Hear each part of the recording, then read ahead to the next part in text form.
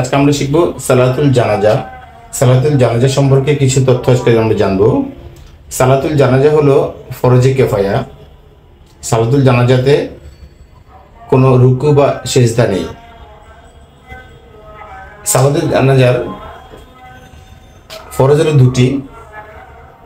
এক, উচ্চ স্বরে 4 বার তাকবীর বলা। 2, দাঁড়িয়ে সালাত আদায় করতে হবে। জানাজার সালাতের সুন্নত হলো 3টি। নাম্বার 1, হামদ বা সানা পড়া। 2, দুরূদ শরীফ পড়া। 3, মৃত ব্যক্তির জন্য দোয়া পাঠ করা। জানাজার সালাতের ওয়াজিব হলো একটি,